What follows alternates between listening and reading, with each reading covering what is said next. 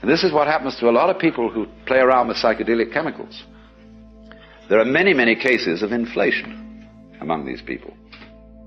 That is to say, when you get this sensation that the two sides of the world, the inside and the outside, are moving together, you may think, I am ruling it.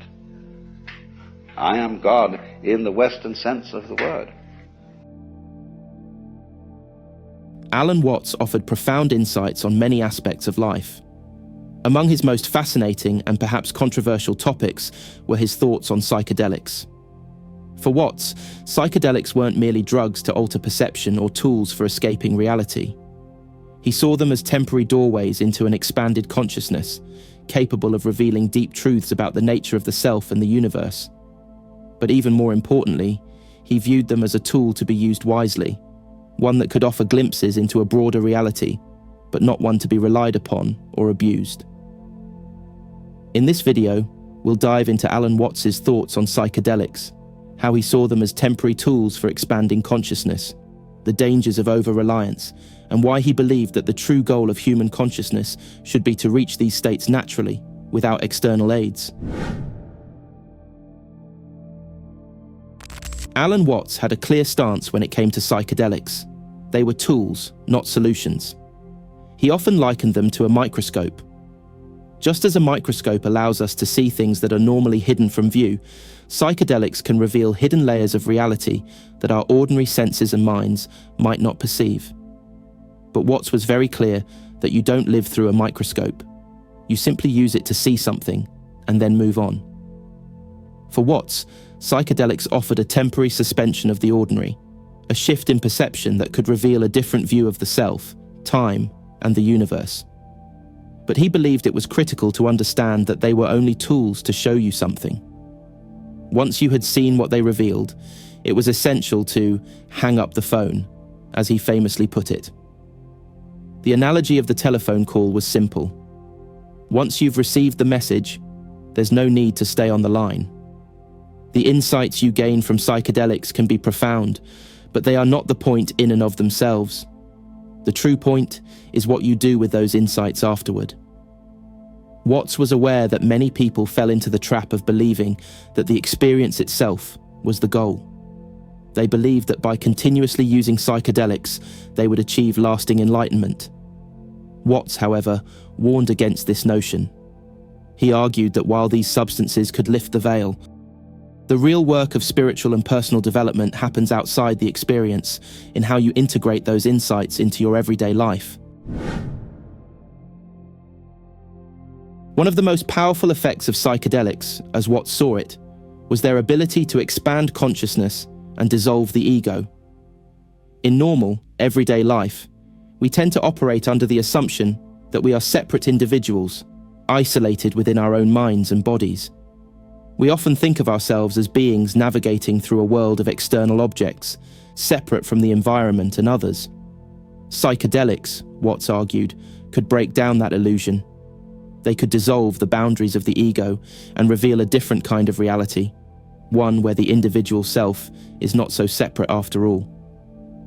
In these altered states of consciousness, people often report feeling a profound sense of connection to everything around them. The sense of I becomes less rigid, and there is an awareness of a deeper unity with the universe. Watts often connected this experience of ego dissolution to the teachings of Eastern philosophy, particularly Hinduism and Buddhism. In Hinduism, the concept of Atman, the individual soul, is ultimately one with Brahman, the universal soul. This oneness is the deeper reality behind the illusion of separateness. In Buddhism, the ego is seen as a construct, something that doesn't truly exist in the way we believe it does. The ultimate goal is to transcend the ego and realize the interconnectedness of all things. Psychedelics, Watts believed, could give people a direct experience of these profound spiritual truths.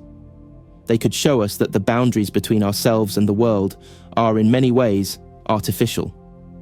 The mind, the self, and the universe are all interconnected. We are not isolated beings, but part of a greater, flowing whole. However, this profound insight also comes with a responsibility. Once you've seen this interconnectedness, What do you do with it?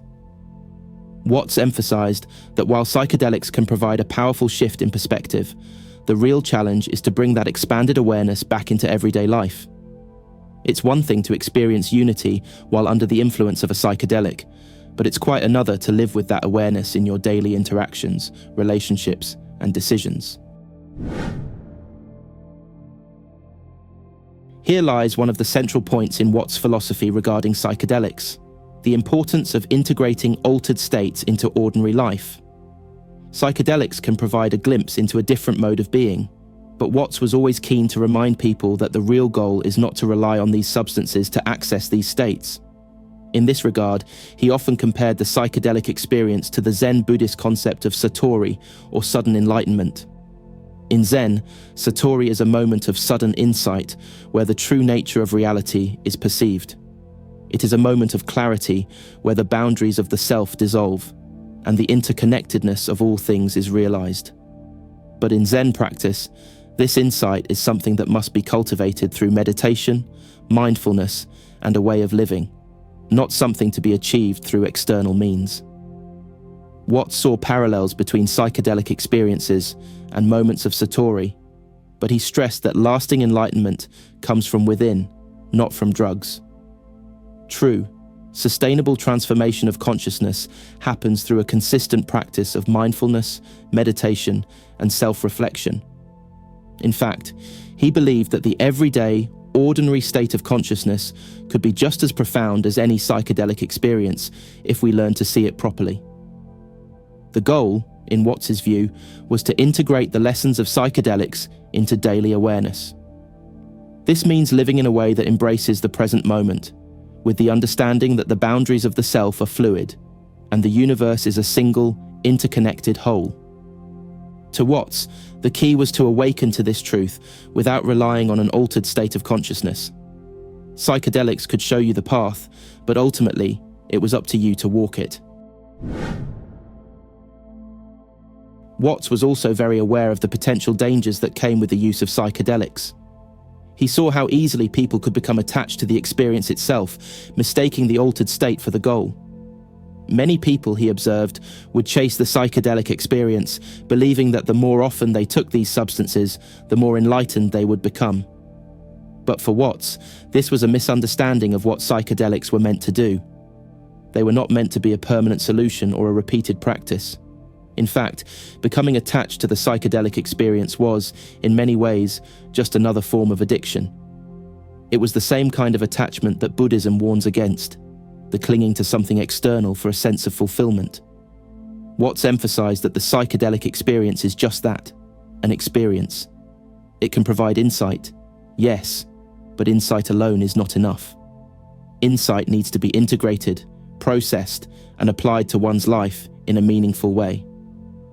Continuously chasing the experience for its own sake can lead to a kind of spiritual stagnation, where the person is no longer growing, but is simply seeking the same experience over and over again.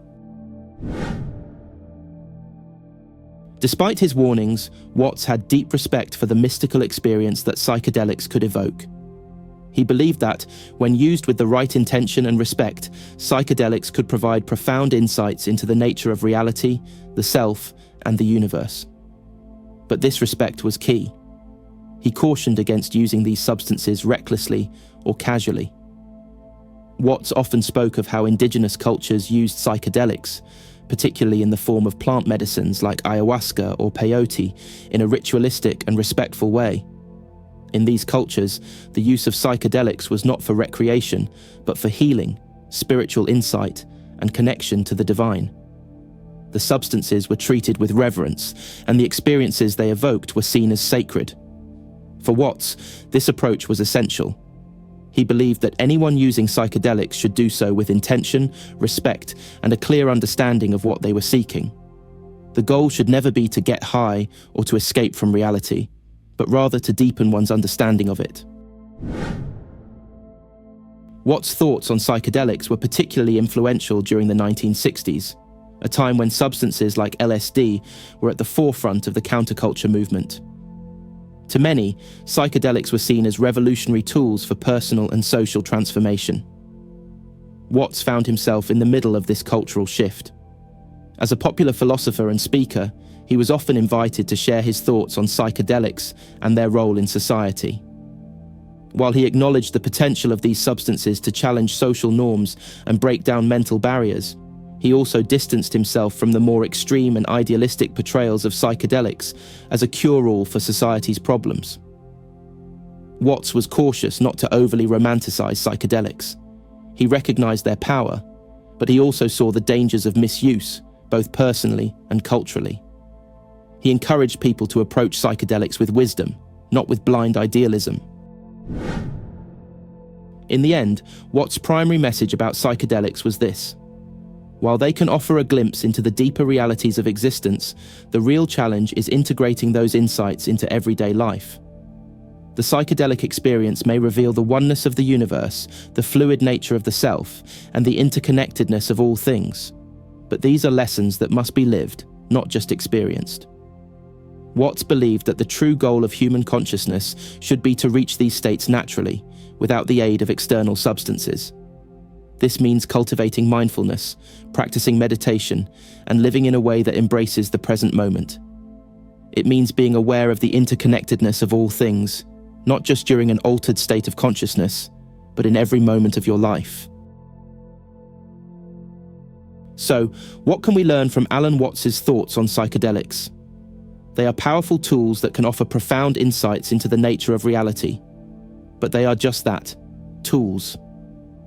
The real work of spiritual and personal development happens after the experience, in how we integrate those insights into our daily lives.